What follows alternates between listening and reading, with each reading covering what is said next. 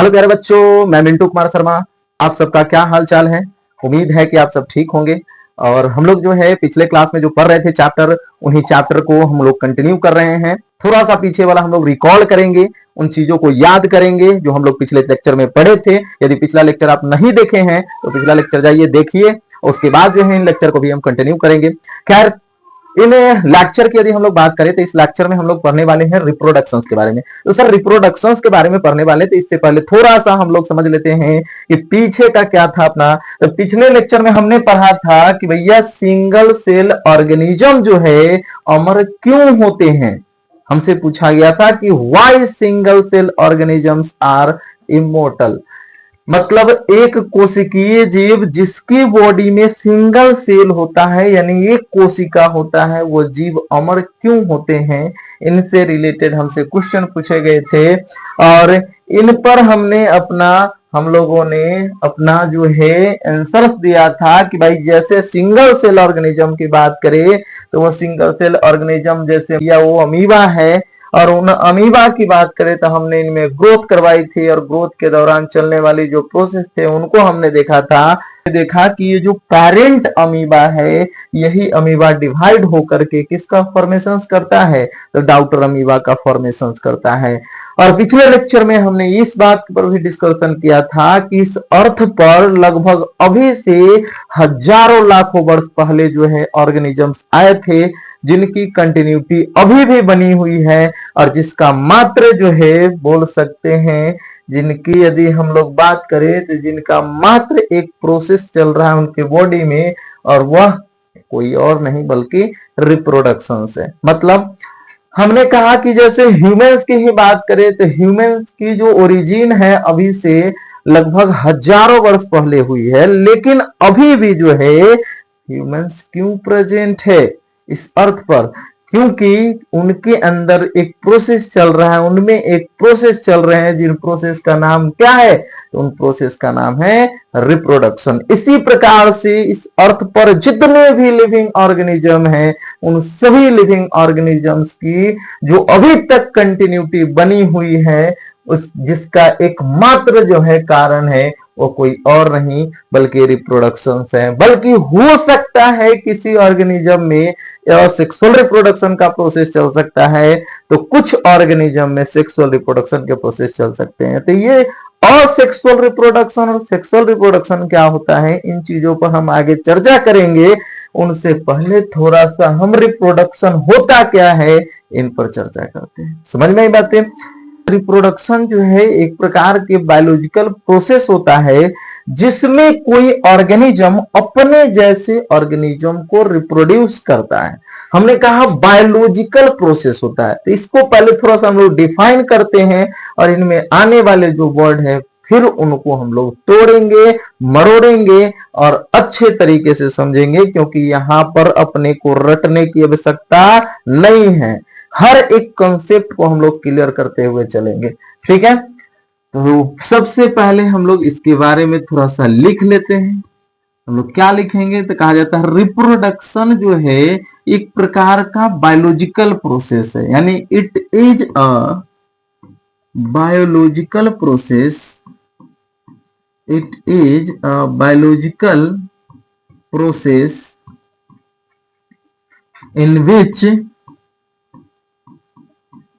in which an organism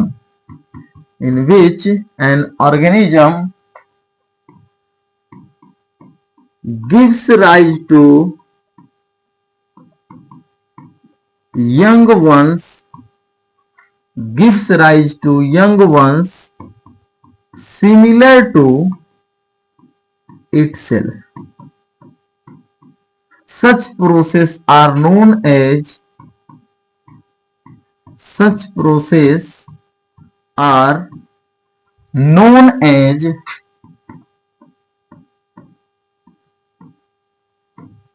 reproduction.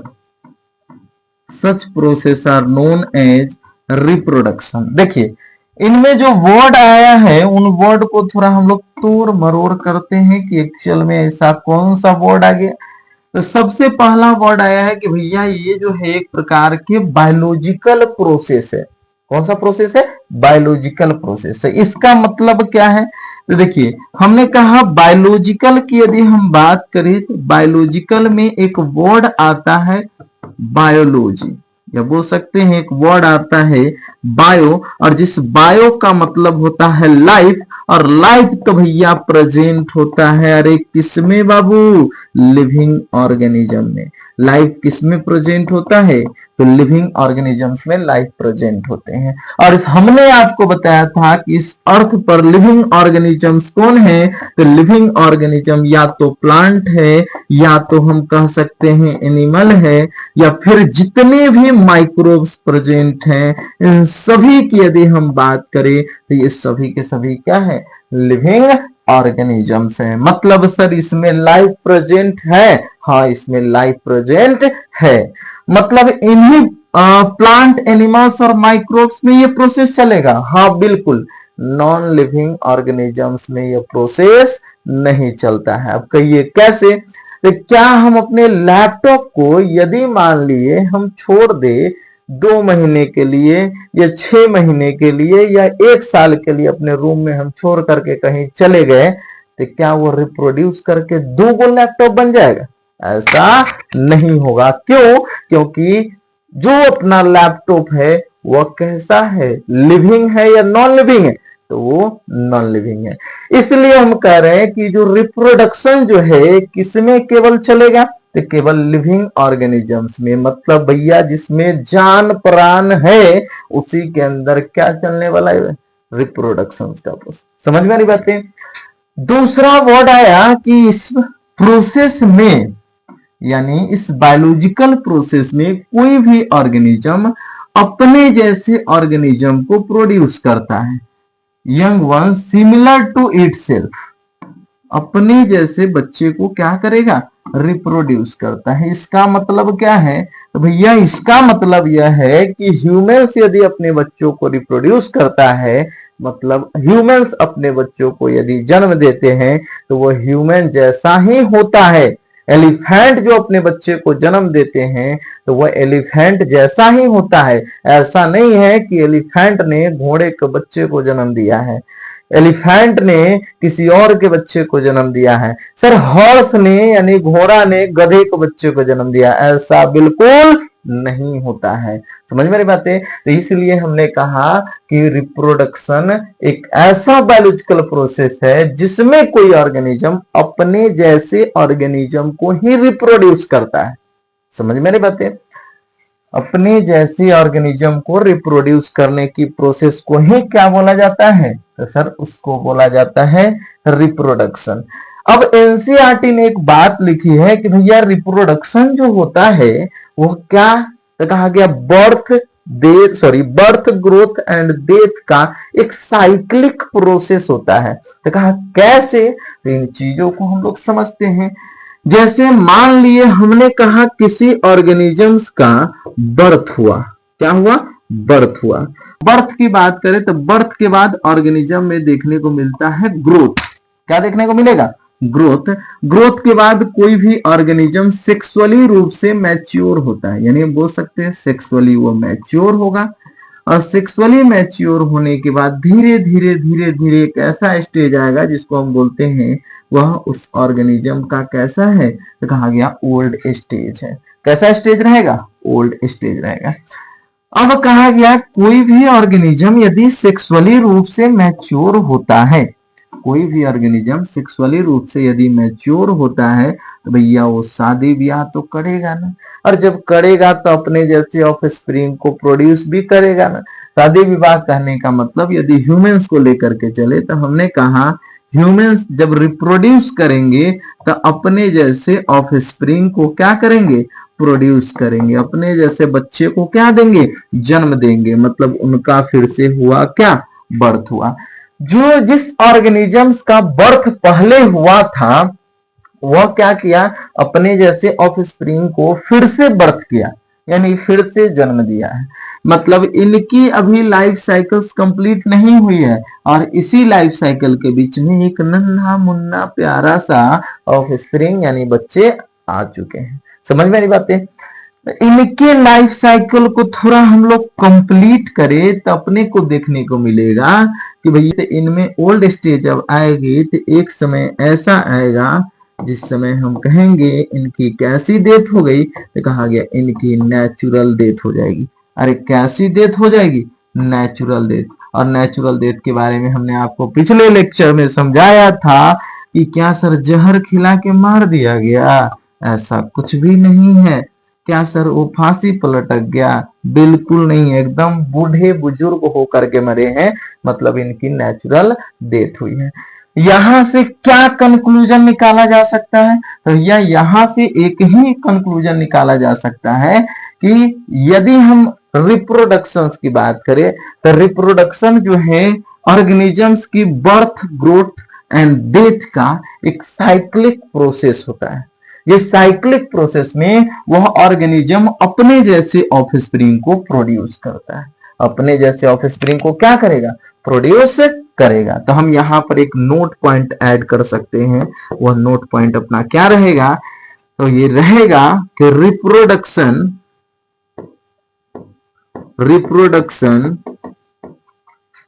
Is the cycle of reproduction is the cycle of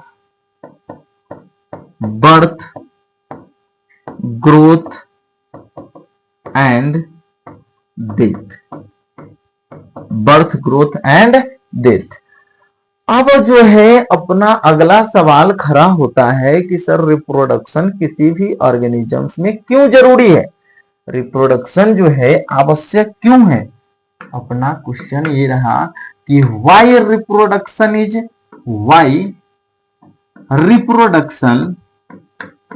is essential, why reproduction is essential for living organism। Living organisms के लिए reproduction क्यों आवश्यक है? तो reproduction इसलिए आवश्यक है क्योंकि वह लिविंग ऑर्गेनिज्म चाहता है कि हमारी स्पीसीज की कंटिन्यूटी इस अर्थ पर बना रहे। तो अपनी कंटिन्यूटी को मेंटेन करने के लिए वो प्रोसेस को परफॉर्म करता है, और वह प्रोसेस कोई और नहीं बल्कि कौन है भैया? तो वो है भैया रिप्रोडक्शन। कौन है? रिप्रोडक्शन। तो हम क्या लिख सकते हैं इसके जवाब में? तो हम लोग जवाब में लिख सकते हैं it is essential, it is essential for maintaining, it is essential for maintaining the continuity of species,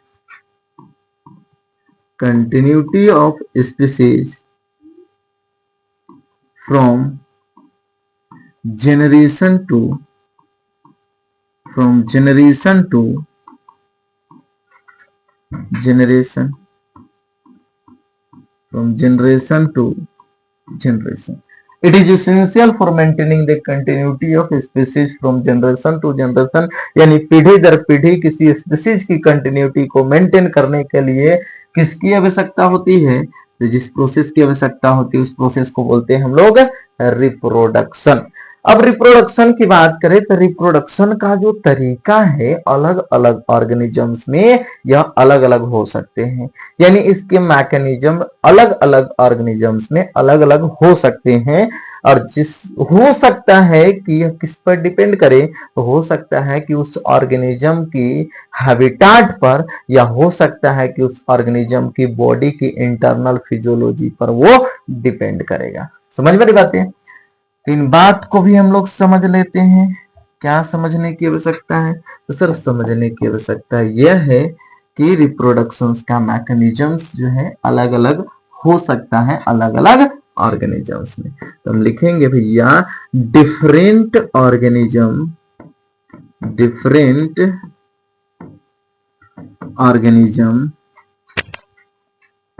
have different organism have different mode or mechanism of reproduction. Different organism have different mode or mechanism of reproduction.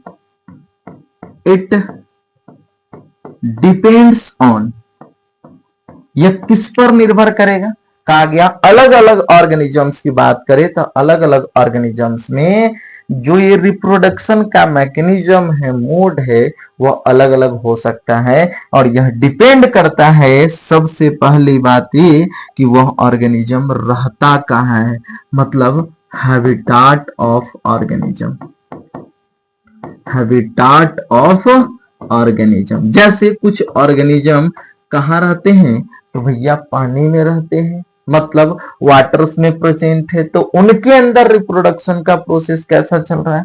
दूसरी, उसकी body की internal physiology कैसी है, मतलब हम internal physiology की बात कर रहे हैं, मतलब उनकी बॉडी की बनावट की बात कर रहे हैं कि उनकी बॉडी का बनावट कैसा है, जिस बेस पर वह डिपेंड करेगा कौन सा मैकेनिज्म, रिप्रोडक्शन का। किसका?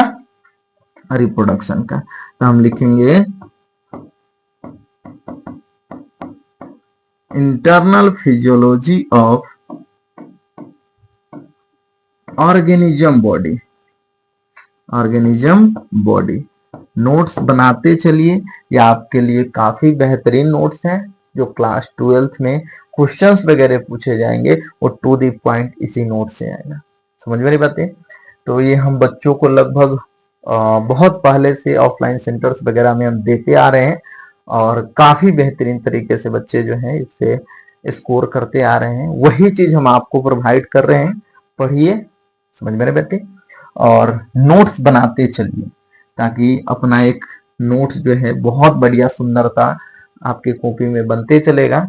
समझ में ही बातें। तो हमने कहा कि डिफरेंट ऑर्गेनिजम्स की बात करें तो डिफरेंट ऑर्गेनिजम्स में रिप्रोडक्शन का मोड और तरीका, या हम बोल सकते हैं मैकेनिज्म जो है अलग अलग है। वो डिपेंड करता है कि वो ऑर्गेनिज्म रहता कहाँ है। जैसे कोई ऑर्गेनिज्म उपस्थित है लैंड पर तो हम बोलते हैं भैया टेरेस्ट्रियल है। कोई ऑर्गेनिज्म हो सकता है प्रेजेंट होगा वाटर में तो हम बोलते हैं एक्वेटिक है। मतलब एक्वेटिक ऑर्गेनिज्म हो या फिर टेरेस्ट्रियल ऑर्गेनिज्म हो, डिपेंड करेगा उसके रिप्रोडक्शन का प्रोसेस हो सकता है उनके हैबिटाट पर और दूसरी उनकी बॉडी की इंटरनल फिजियोलॉजी पर। समझ में बातें। इसी आधार पर भैया रिप्रोडक्शन को हम कितने पार्ट में डिवाइड कर सकते हैं?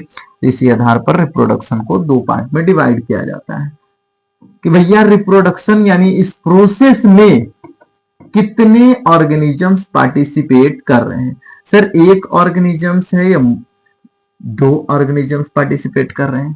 तो सर एक ऑर्गेनिज्म यदि पार्टिसिपेट करेगा तो हम उसे बोलेंगे asexual reproduction, asexual reproduction. Sir यदि एक से ज्यादा यानी 2 ऑर्गेनिजम्स पार्टिसिपेट कर रहे हैं तो इनको हम क्या बोले? इनको बोला जाएगा सेक्सुअल रिप्रोडक्शन। यानी हमने कहा तो यह रिप्रोडक्शन के कितने टाइप्स हैं? तो रिप्रोडक्शन के 2 टाइप्स हैं, types of reproduction, types of reproduction. और रिप्रोडक्शन के 2 टाइप अपने को देखने को मिला, एक असेक्सुअल रिप्रोडक्शन और दूसरा सेक्सुअल रिप्रोडक्शन। असेक्सुअल रिप्रोडक्शन की बात करें तो इसे और बोला जाता है एपोमिक्सिस, एपोमिक्सिस।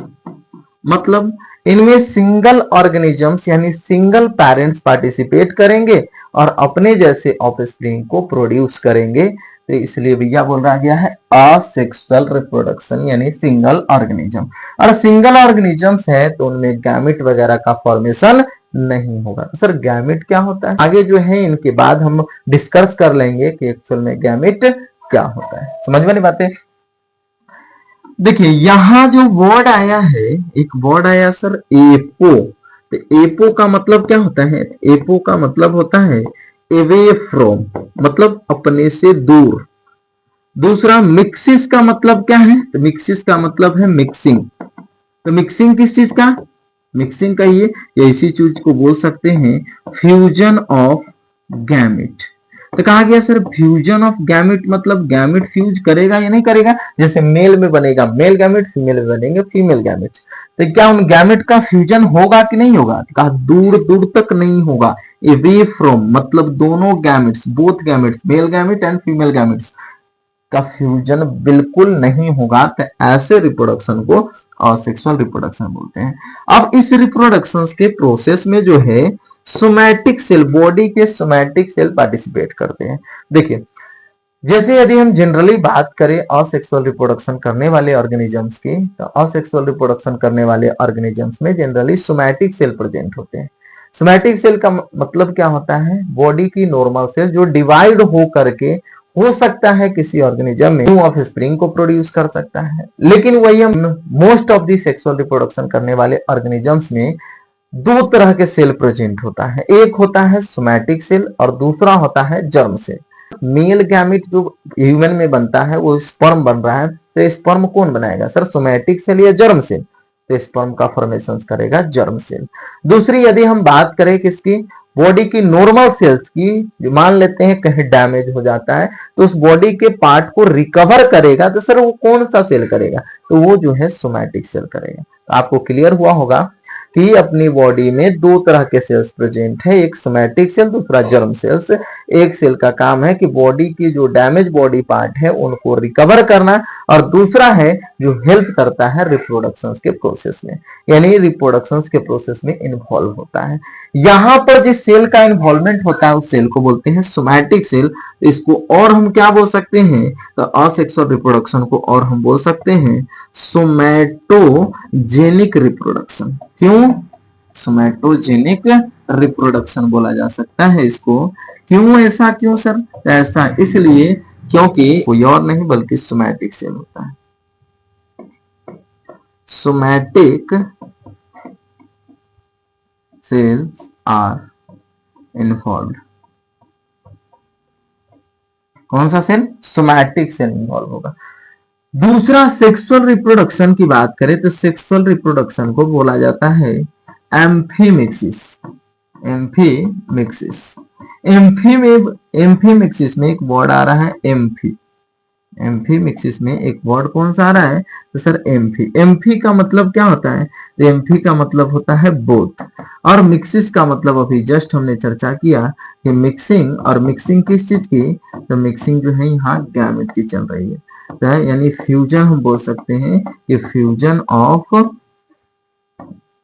गैमेट, तो फ्यूजन ऑफ बोथ गैमेट, यानी हम बोल सकते हैं fusion of both male and female gamete, fusion of both male and female gamete. दोनों गैमेट्स के फ्यूजन्स को क्या बोला जाता है, तो बोला जाता है भैया एम्फीमिक्सिस। यानी इसमें मेल और फीमेल दोनों पार्टनर इन्वॉल्व होंगे, दो पेरेंट इन्वॉल्व होंगे, इस रिप्रोडक्शन को क्या बोला जाएगा, सेक्सुअल रिप्रोडक्शन। और अभी हमने कहा कि भैया सेक्सुअल रिप्रोडक्शन करने वाले मोस्ट ऑफ द ऑर्गेनिजम्स की बॉडी की यदि हम बात करें तो उनमें प्रेजेंट होता है कौन सा सेल, तो जर्म सेल। इस बेस पर हम इसको लिख सकते हैं जर्मिनल रिप्रोडक्शन। कौन सा रिप्रोडक्शन लिख सकते हैं, जर्मिनल रिप्रोडक्शन, क्योंकि इसमें कौन सा सेल इन्वॉल्व है, तो इसमें इन्वॉल्व होता है जर्म सेल। तो germ cells are involved in the process of reproduction. अरे कौन प्रोसेस में भाई, रिप्रोडक्शन के प्रोसेस में कौन सा सेल इन्वॉल्व होंगे, तो जर्म सेल इन्वॉल्व होगा। समझ में नहीं बातें। जैसे मान लिए हम समझते हैं थोड़ा सा ह्यूमंस के बारे में, कि ह्यूमन में टोटल नंबर ऑफ क्रोमोसोम कितना प्रेजेंट होता है। तो ह्यूमंस में टोटल नंबर ऑफ क्रोमोसोम जो होता है वो होता है 46। कितने होते हैं, ह्यूमंस में total number of chromosome total कितना होता है भाई, वो होता है 46। तो ह्यूमंस में एक होता है मेल, दूसरे फीमेल्स होती हैं। मेल की बात करें तो मेल में टोटल नंबर ऑफ क्रोमोसोम कितना प्रेजेंट होता है, तो sir total number of chromosome तो इसमें 46 होता है, लिखते कैसे हैं 44 plus X Y. Sir females की बात करें तो फीमेल्स में टोटल नंबर ऑफ क्रोमोसोम, इसमें भी टोटल 46 होता है, लिखते कैसे हैं तो 44 प्लस एक्स एक्स। यहां जो दो क्रोमोसोम आया है, एक आया कौन सा, एक आया 44 और दूसरा कौन सा आया है तो सर दूसरा तो आया है एक्स वाई। कौन आया है, एक्स वाई क्रोमोसोम है। इन दोनों क्रोमोसोम को यदि हम समझे, ये कौन कौन से क्रोमोसोम है, यहाँ वर्ड है, यहाँ क्रोमोसोम है 44 प्लस एक्स वाई। तो यह 44 वाला जो है कोई और नहीं बल्कि यह क्रोमोसोम ऑटोसोम होता है। और दूसरा यहां पर जो क्रोमोसोम आया है एक्स वाई, इसको बोलते हैं सेक्स क्रोमोसोम। क्रोमोसोम मतलब ऐसा क्रोमोसोम जो ऑर्गेनिजम्स के सेक्स में के डिटर्मिनेशंस में यूजफुल होता है, यानी सेक्स के डिटर्मिनेशन में जो इन्वॉल्व होता है क्रोमोसोम, वही क्रोमोसोम सेक्स क्रोमोसोम कहलाता है। यानी यदि मेल की बात करें या फीमेल की बात करें तो मेल में प्रेजेंट है एक्स वाई, तो मेल में एक्स वाई के वजह से ही मेल है। मतलब सर इसी सेक्स क्रोमोसोम की वजह से हम पहचान पा रहे हैं कि क्यों कौन से ऑर्गेनिजम्स की बॉडी का सेल किस टाइप का है। जैसे सर यदि हम अपनी बॉडी से एक सेल निकालें और लैब में भेज दें, किसी व्यक्ति के हाथ में हम भेज दे कि भैया जाओ इसको चेक करवाओ, और चेक करवा के हमको बताना कि यह मेल का सेल है या फिर फीमेल्स की सेल है। हम अपनी बॉडी से एक सेल निकाले, लैब में भेजे किसी दूसरे व्यक्ति के हाथ में, हमने कहा जाओ चेक करवाना और पूछना कि यह मेल बॉडी का सेल है या फिर फीमेल बॉडी का सेल। समझ में नहीं बात है? वहां सेल्स के क्रोमोसोम नंबर देखे जाएंगे और क्रोमोसोम नंबर तो भैया 46 ही मिलेगा, जिसमें क्रोमोसोम जो देखे जाते हैं वो सेक्स क्रोमोसोम देखा जाता है। देखिए सेक्स क्रोमोसोम की बात करें तो यही सेक्स क्रोमोसोम बताता है कि भैया आप मेल है या फिर फीमेल है। यहाँ की यदि हम बात करें तो यहाँ भी 44 जो दिख रहा है ये कोई और नहीं बल्कि ऑटोसोम होता है। कौन होता है, ऑटोसोम। और दूसरा यहाँ इसकी यदि हम बात करें तो यहाँ फीमेल्स में एक्स एक्स को हम बोलते हैं सेक्स क्रोमोसोम। ऐसा क्रोमोसोम जिसके माध्यम से हम किसी ऑर्गेनिजम्स के सेक्स का डिटर्मिनेशन करते हैं, पहचान करते हैं कि वो मेल है या फीमेल है, उसी क्रोमोसोम को सेक्स क्रोमोसोम बोला जाता है। समझ में नहीं बात है? अब इन ऑर्गेनिजम्स की इस सेल में चलेगा एक डिवीजन, जिस डिवीजन को हम बोलते हैं मियोसिस। क्या बोलते हैं, मियोसिस। ये मेल का सेल है यानी ह्यूमंस की बॉडी सेल है, तो ह्यूमंस की बॉडी सेल के अंदर कौन सी सेल के अंदर हम देख रहे हैं, जर्म सेल के अंदर एक प्रोसेस चला और डिवीजन का प्रोसेस है जिसका नाम है मियोसिस। जब मियोसिस होगा तो यहाँ दो टाइप के सेल बनेंगे। कितने टाइप के सेल बनेंगे, दो टाइप के बनेंगे। क्या क्या बनेगा, तो मियोसिस को हम हिंदी में बोलते हैं अर्धसूत्री। अर्ध मतलब आधा, तो यहां जितने क्रोमोसोम हैं वो हाफ हो जाएंगे मियोसिस को, और हमें रिडक्शनल डिवीजन बोलते हैं, यानी क्रोमोसोम का नंबर रिड्यूस हो जाएगा, रिड्यूस टू हाफ हो जाएगा। यहाँ 44 है तो 22 हो जाएगा, यहाँ XY है तो एक X इसके साथ आ गया, दूसरा 44 का जो बचा हुआ 22 है वो इस सेल में आ गया। मतलब यहाँ जो अपने पास सेल बना है एक्चुअल में दो तरह के सेल बने। कितने टाइप के सेल बने, दो टाइप के सेल बने हैं।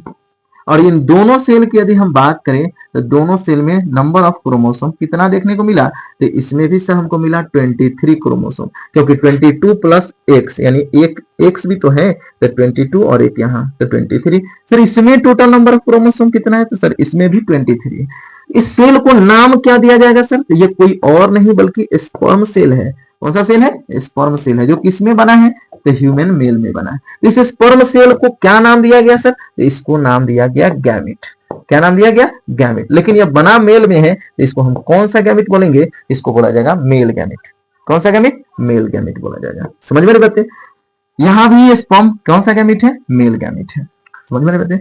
यहां यदि फीमेल्स की बात करें तो फीमेल्स के सेल्स में डिवीजन चलेंगे। कौन सा डिवीजन चलेगा, तो कहा गया सर मियोसिस चला। मियोसिस चला तो नंबर ऑफ क्रोमोसोम हाफ हो जाएगा, रिड्यूस टू हाफ, यानी यहाँ 44 है तो सर 22 हो जाएगा, यहाँ XX है तो एक X इधर आ जाएगा। टोटल नंबर ऑफ क्रोमोसोम इसमें कितना होगा, 23 होगा। कितना होगा, 23। यहाँ सर 22 प्लस X यानी कितना, 23। हमने कहा कि फीमेल्स में जो मियोसिस के बाद जो सेल बने हैं वो एक ही टाइप के बने हैं। यहां हमने कहा कि सर मियोसिस के बाद जो सेल बने वो दो टाइप के बने हैं। दो टाइप क्यों बोल रहे हैं, वहां एक टाइप क्यों बोल रहे हैं, इसलिए क्योंकि भैया यहाँ 22 प्लस एक एक्स वाला बना है और दूसरा वाई वाला बना है, और यहां पर दोनों सेम बना है। अरे समझ पा रहे हो, जैसे देखो हम समझाते हैं अपनी भाषा में। जैसे मान लिए हम तुम सबको जो है इनविटेशन दे, ये आ जाओ हमारे घर पे जो है, और आज जो है कोई फंक्शन है और तुम सबको जो हम पूरी सब्जी जलेबी वगैरह खिलाएंगे। और जिसमें से कुछ जो स्टूडेंट्स थे मेरे वो यहाँ पहुंचे, कुछ नहीं पहुंच पाए, तो जो पहुंचे उनको जो है हमने क्या किया, खिलाया काफी बढ़िया तरीके से। और उस बढ़िया तरीके से खिलाने में हमने क्या किया कि उनको एक प्लेट दिया, 2 कटोरी दी। ठीक है सर, 2 कटोरी दिए थे, मन में थोड़ा सा लड्डू फूटा कि कुछ लड्डू मिलेगा, कुछ अलग अलग तरह की चीजें मिलेगी, समझ में नहीं बातें। हमने क्या किया, उनके प्लेट्स में कचौड़ी वगैरह पूरी वगैरह हमने डाली।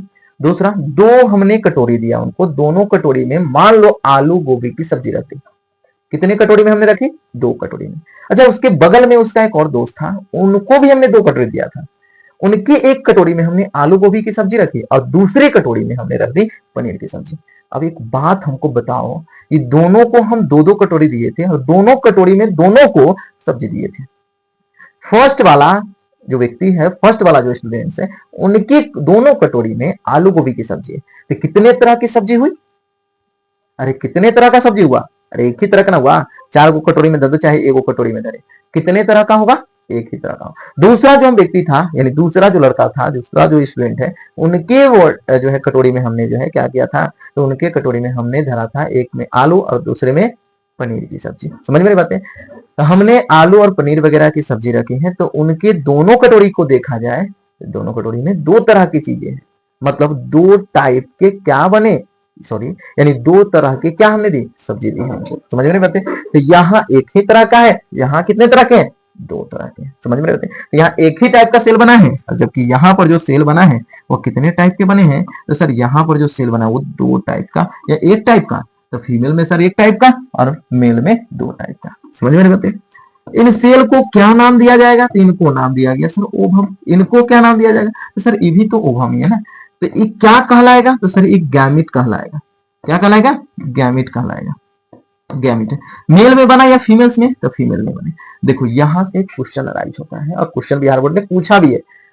हमने कहा गैमिट है और गैमिट में नंबर ऑफ क्रोमोसोम कितना देखने को मिल रहा है, मतलब मेल गैमिट हो या फीमेल गैमिट, 23।